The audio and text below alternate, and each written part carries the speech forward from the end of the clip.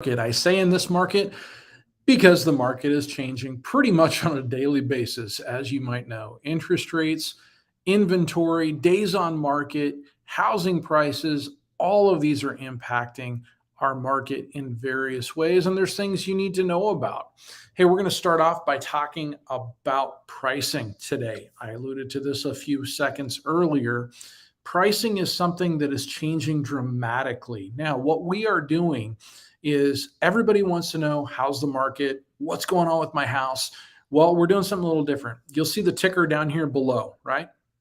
That ticker actually has an email address in there for mike@tannerrealtygroup.com.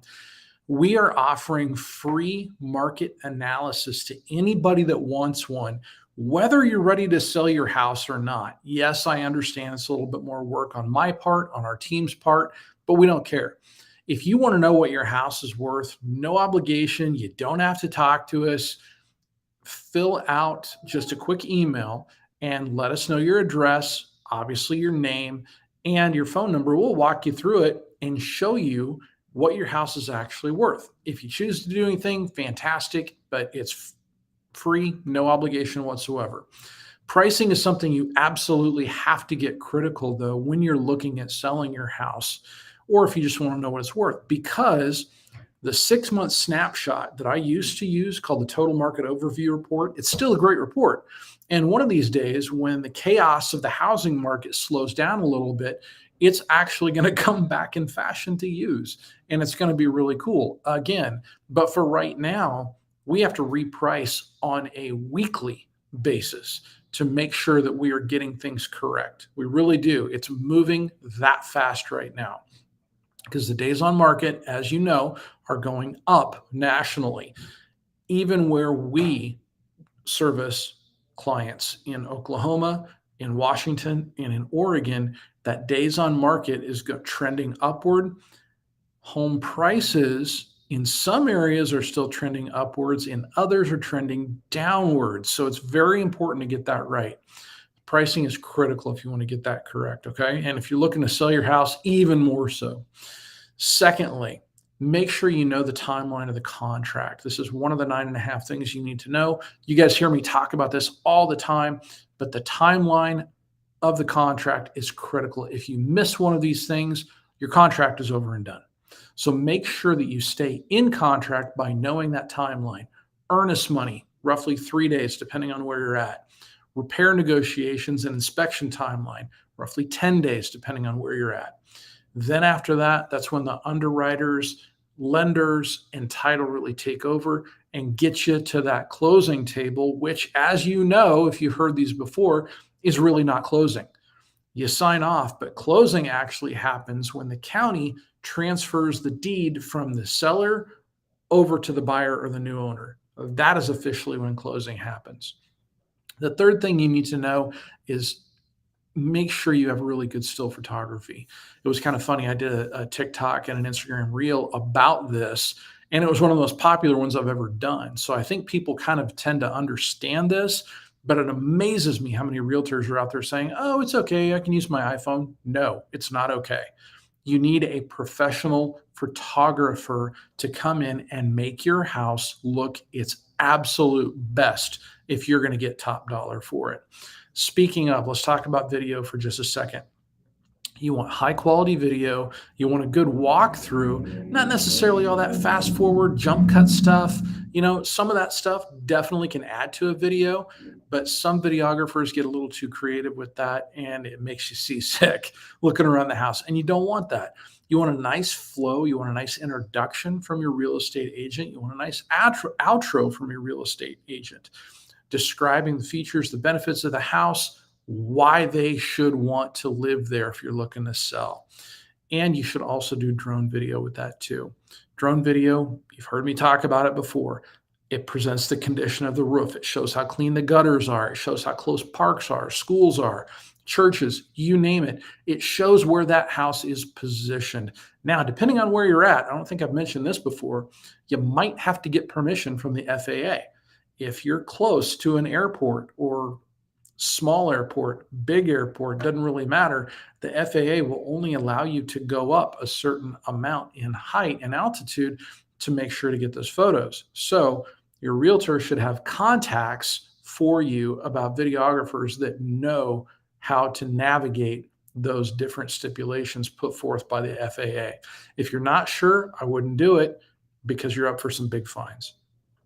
Next, 3D tours. Speaking of seasick, if these aren't done right, they're terrible. But there's several services out there, Astroom, Matterport, several others that do a fantastic job. And all the realtor has to do is capture them on their camera, send it into the service, and they come back with a 3D tour where you move around, jump around. You've seen those before. And they also come back with a 2D floor plan. Now, that's important because when builders are building a new house, they typically don't have a 3D rendering. What they have is a 2D floor plan. And, my wife actually turned me onto this a while ago. She's like, man, it'd really be nice to have that when we're looking at houses so I could see where to place the couch, where to place the TV, where to place the KISS pinball machine, if you happen to have one. By the way, if you're looking to sell a KISS pinball machine, talk to this guy right here. Love to buy one from you. So that's 3D tours. The next thing you really need to know, and by the way, this is number 6, for those of you keeping track at home, is MLS representation. The last thing you want is a bunch of realtors calling you if you choose to list your house on your own. MLS representation might seem like a small thing, but it's one of the key things that we as realtors do on your behalf. So you're not getting a barrage of stupid phone calls about when was your last inspection? Are you sure that the foundation's in good repair? All this other stuff. So you want to make sure that the realtor is actually taking those phone calls. And the way to do that is by multiple listing service representation local to your area. Digital marketing is also a huge one. And we get tons of questions about this as well, because guess what? You found me via digital marketing. This is one of the things we are very, very good at, and we want to make sure that we stay good at it. So not only do we share it just on the freebie posts, we pay to get your listing out there. If a realtor is just sharing it with their friends and family, odds are their friends and family aren't going to buy that house. I've used this example before, but my mom likes pretty much everything that I do. Thank you, Mom. I appreciate it. But guess what? My mom is not going to buy your house. She's got enough of her own. Thank you very much.